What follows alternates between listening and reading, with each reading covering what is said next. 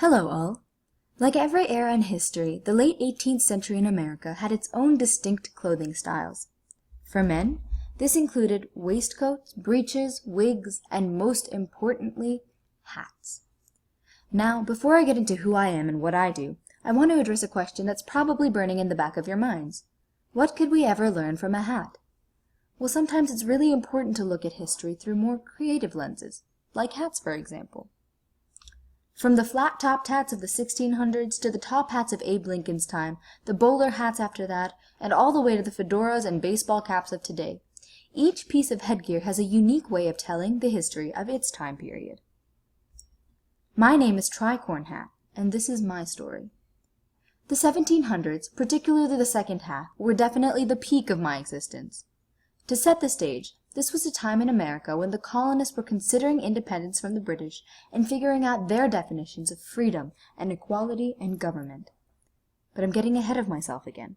First, a little bit about me. My name is not at all random. In fact, I'm called the Tricorne Hat because 3 sides of my brim are pinned or sewn up to form a rough triangle around my central crown. Although now I'm known as the Tricorne, in my age I was called a cocked hat, because the gentlemen who wore me would wear me tilted in order to show off their stylish wigs underneath, which often indicated their social status or profession. I was popular, of course, for my incredible good looks, but also because my small size made me easy to hold under one's arm when entering a building, and everyone was expected to take hats off indoors. Unfortunately, women did not have the pleasure of wearing me, because I was really only an acceptable accessory for men. What kind of men, you may ask? Well, the journey of my kind started in Spain, where we were invented and worn mostly by Spanish soldiers. We quickly spread to France, where we were made popular by King Louis, and started being worn by aristocracy.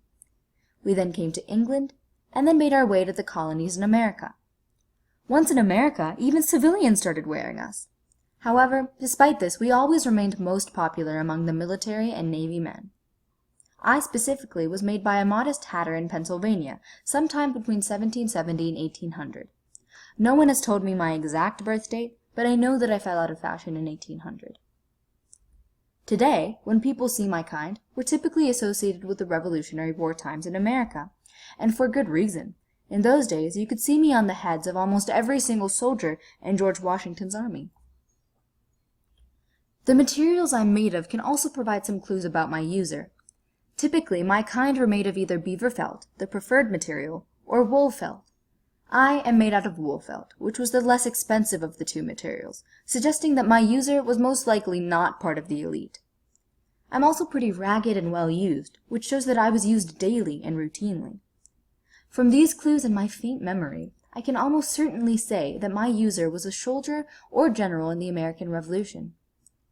What's interesting, though, is that the very fact that my owner had possession of me means that he was a white male. Even the cheapest version of me was not available to enslaved African Americans, who usually had to wear Stetson hats instead. Another aspect to emphasize is that whereas today, men and women for the most part wear the same kinds of hats, in my time I was really only meant for men. I really dislike being so exclusive, but alas, that's how I was made. There is one thing that bothers me even now. I was made during the Revolutionary period in America, and I represent a time when colonists were moving towards quite noble and progressive ideals like democracy, equality, basic rights, and freedom. However, I also represent an era of contradictions. Just as I was only available to and worn daily by white men, these noble and revolutionary ideals that I speak of were also only available to that same group of people. Women and African Americans were left out, as usual. Sometimes I must say that I am ashamed to be from such a time. But what can I do? After all, I am just a hat, and all I can do is tell my story.